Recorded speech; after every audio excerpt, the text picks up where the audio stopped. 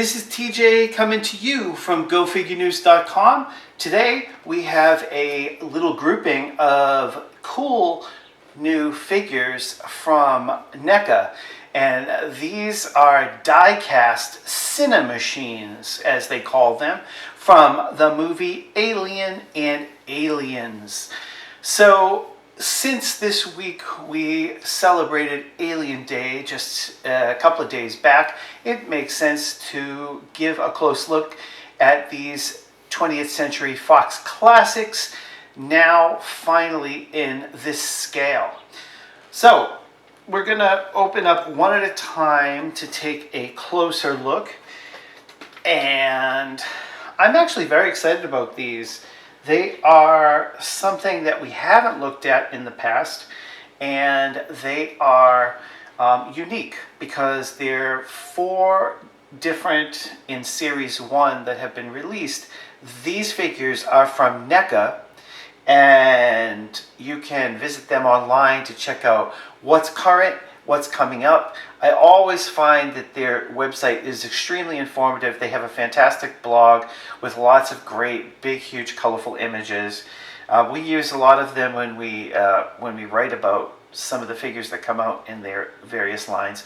They are definitely one of the highest quality, larger manufacturers of action figures these days. So it's going to be interesting to see how they work with these die-cast objects. First, we'll start with the Derelict ship.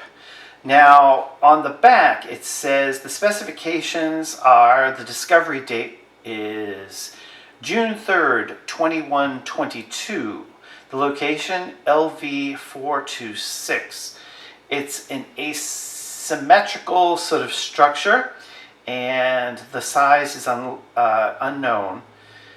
And one of the file notes is it was discovered by crew members of the commercial hauler USCSS Nostromo, who were awakened from hypersleep when the ship's computer detected a 12-second beacon originating from LV426. So let's open her up and see what the packaging is like. The packaging is pretty straightforward, kind of gray packaging with a window on the front, and the back has the information, sort of a little bit as if it's a computer readout, an old-fashioned computer readout. And then on the inside of the box, we have a sort of a plastic tray, but also a little background image, which is sort of one of the aliens, like the chest cavity of one of the aliens.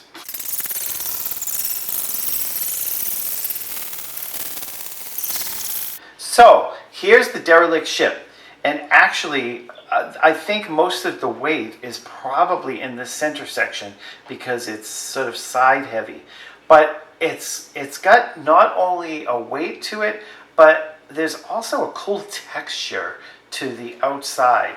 This is completely done in a silvery gray, almost with a net type of finish to it. And I want to make sure that you can see that really clearly. I'm going to give you the entire 360. This is sort of the front, I guess you could say, and the side view. I love this sort of asymmetrical design. There were obviously inspired in the creation of the design, and of course, if you are a fan of, say, Firefly, for instance, they definitely took a lot of inspiration from this, as did several other different sci-fi movies over the years. There's all sorts of nodules on the side. It has aspects of, it looks like other tools, like a hammer with a little bit of a bent to it, a stopper, an anchor. There's a lot of different variables as to what this looks like. But this is the Derelict ship.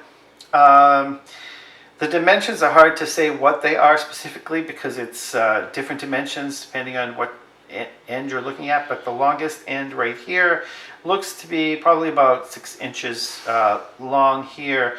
It's about 4.5, 5 inches tall. And then thickness, it's probably about 2 inches thick or so. It's very nicely done. The sculpt is really well made. It's not branded that I can see anywhere, which makes it even cooler, because then it doesn't look like anything but what it is. There is like a little square peg looking part here, which I'm sure that if you're a customizer or you have fun with figures, you could probably figure out something to do with maybe a minifigure. These are not the size that match up with, say, the NECA action figures. These would be, if you were putting them into a diorama, let's say, these would be with minifigures. Or if you were going to do them with regular size, like 6 to 8 inch action figures, you could put them sort of like, in the air from strings, clear strings or what have you, and it would look like they were floating in space. So that's the Derelict ship. So next we have the UD4L Cheyenne dropship. This, I will give you a little bit of information here. The crew is pilot and crew chief, weapons officer. The engines, 2 Republic Dynamics TF900 turbines, each rated at 310 kN dry thrust. This is, going totally deep geek on you with the information on the back. But it's kind of exciting that they have very specific sort of dialogue, probably from the actual film. Let's see, it includes miniature APC vehicle. Also artwork on the inside of the box. It is the actual ship, but probably a clip from the film. It helps give you sort of a whole design concept. Now the boxes for these, each are marked with a number. So in series 1 there are 4 ships. So I'm going to show you all 4. This is number 4 in the series. It comes in a double-sided clamshell plastic, which is cool, and I like this type of packaging because it doesn't require the icky twist ties. So here we have it. Now this, unlike the last one, really is interesting. There's a lot of details in this one. And I bet there might be parts that move and such. Now, if you are a fan of Aliens and you remember these particular ships from the films, kind of like, if you're a lover of Star Wars and you love the Millennium Falcon or the TIE Fighters, etc., or the Starship Enterprise from Star Trek, etc., the Borg ship, maybe say something below about these particular ships, something that really stood out for you in one of the films. I'd love to hear back from fans who actually love the franchise. Now, of course, the Alien franchise is huge, and it still seems, despite the fact that the Ridley Scott original came out, it was in 79, 80-ish or so, it's still growing in popularity even today. So on the sides, there are these little white parts. They look like little parachutes. So this part moves. Did you see that? Okay, so this opens and closes right here. Wow, this is really cool. This is like a little, like if you had little army men. Oh, you ready for this? And this part on the top here opens up. It's kind of like an X-wing almost. Boom. Did you see that? And ready for this? Voila. And it becomes this gorgeous shape. Look at that. It went from being like a collapsed, condensed ship into being a flying machine. And let's see here. These things on the back don't move. The little nose thing here is actually made of some kind of a vinyl or something. So if you tip it on there, it will bend, but it bends right back. These do not have any articulation, but those are 2 points of articulation. There are some flaps here that look like for the exhaust vents. Those do not open and close. They're open. It looks like they're permanently just held to open. But just those two little parts, I'm going to close these so you can see what it looks like with these closed. I'm going to show you what it looks like open again, but then from this perspective. This is quite a cool little figure.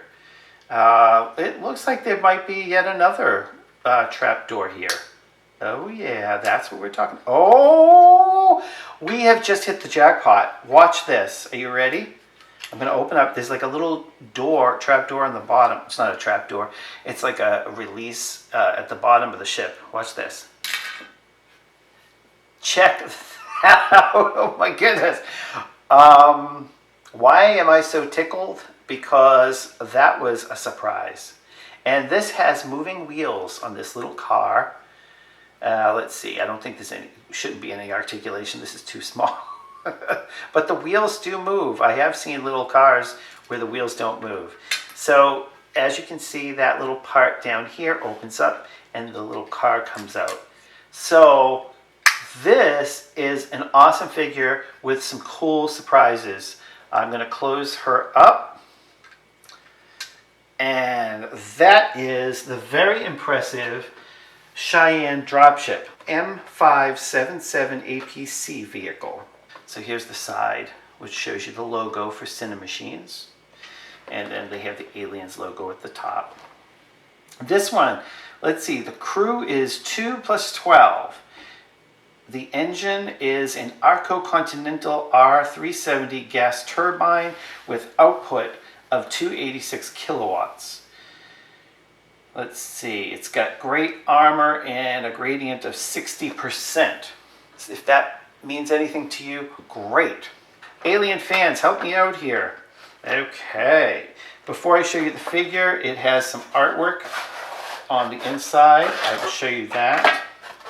Here we have it, a scene from the film in which this particular vehicle appeared.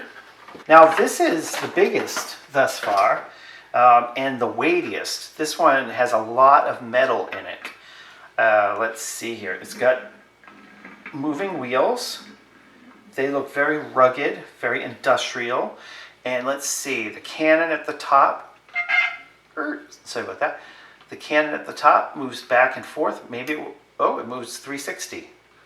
Okay, so it's ready for battle. Let's see what else.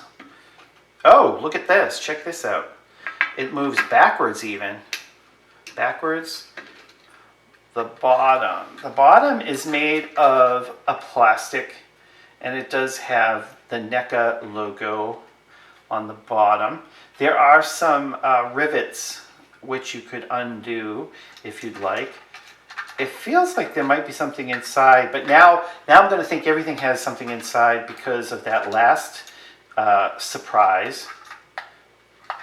But it doesn't look like that's the case. And there's no particular instruction, so you have to have a lot of fun just discovering this as you go along.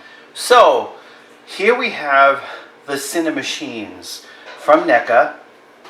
You have the Derelict ship, the Cheyenne dropship, the APC vehicle, and the space jockey.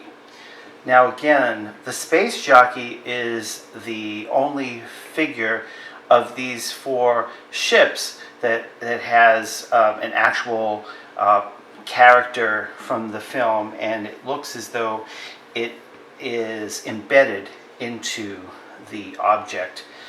The one thing to point out about this figure is that it is sort of an ivory color, very well painted, made to look almost skeletal around this patinaed bronze sort of effect scope. And it comes on this really incredibly sculpted disc of a base. The bottom is pretty plain. It's just a solid gray. There's nothing special about it. It's just plain. There's no rubberized bottom, so make sure wherever you put this, if it's on a slick surface, if it has any movement, it works fine here, and this is a little bit of a slick surface, so I've already proved that it works very well on this particular surface.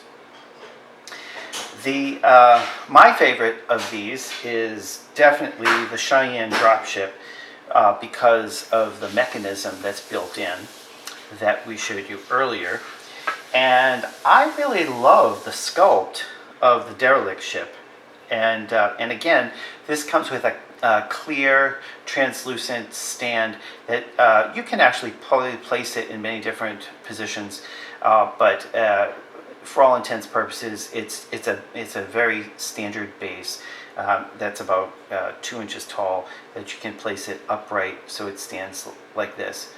So that's the one additional item that comes with the Derelict ship. The other machines in this series do not come with a stand or what have you. They don't require it. It's just based on the shape here. It actually looks a little bit like like ginger, if you buy ginger in the market. That is the Cinemachines. I am TJ for Go Figure News. Thank you so much for being here, and we'll see you next time.